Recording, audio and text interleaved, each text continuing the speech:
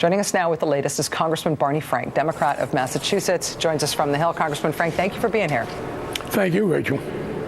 From the outside, it looks like the Republicans, after a very long meeting tonight, are still going to vote against extending the payroll tax cut. Is that what you understand is about to happen? Well, it's even worse. And by the way, I agree with you. This is partly a measure of John Boehner's incompetence. But increasingly, I think, if you look at the Republican position, there are a lot of inconsistencies.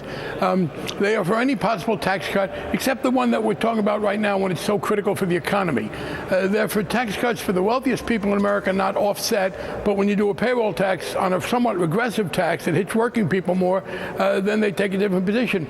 Unemployment compensation has not really been controversial. Particularly now, on the one hand, the Republicans, in fact, exaggerate the degree of difficulty in the economy, and they say, look, there are no jobs, and then they blame people who don't have jobs as if they weren't looking and want to deny them unemployment. And there is one common theme. H.L. Mencken described Puritanism as the haunting fear that someone somewhere was having a good time. The current Republican ideology is the haunting fear that the American economy might be recovering. We are doing better than Europe. Things are starting to come back. And these are people who are so dedicated to the defeat of Barrack Obama that they are clearly prepared to sabotage things that every economist says are in the national economic interest right now because they do not want to see Obama go forward. Now, Boehner's incompetence, his inability to figure things out is a part of it. And the other thing I would agree with you is, though, it is not true to say, oh, it's only the Tea Party Republicans, because the Republican membership in the House is divided pretty much in two. Half of them are people who agree with Michelle Bachmann. But the other half are people who are afraid of losing a primary to someone who agrees with Michelle Bachmann. So you have the only thing that unites them, the only thing they can get together on, is trying to sabotage Barack Obama. And if that means blocking economic activity that almost every economist, including the very conservative ones, thinks would be helpful, that's what they'll do. In terms of the coherence here, to describe it as sabotage would mean that this is a plan, that they are deliberately trying to ensure that nothing passes, particularly if something passing would help the economy. That would imply that they are actually sort of coherently organized enough to at least make sure nothing gets done. That's a fair point. That overstates their coherence, but I would say this. They certainly are happy if the consequence of all this is that nothing happens. That is, I agree, they didn't set out and plan this like a chess match. But at some point it occurs to them that deadlock is in their interest, that chaos is their friend because it means undermining what, look, 6 months ago there was talk about a second recession. That's clearly not a problem here in America.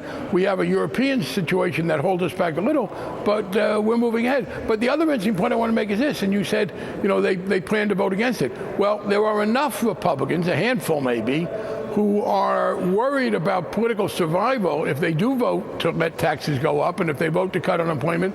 So Boehner, as of now, we are told, I just left the Democratic whip's office, they're not even going to allow this to come up for a vote. You correctly talked about their views about transparency and openness. The Republican leadership is apparently afraid that if the Senate-passed bill came up, with all the Democrats being supportive, enough Republicans would vote for it so it would pass. So what do these people committed to majority rule and transparency and democracy do? They have announced that they're going to use their control over the procedures not to allow it to come to a vote because they are afraid that there might be, out of the 245 Republicans, 35 or 40 who, out of a sense of survival, would vote with us.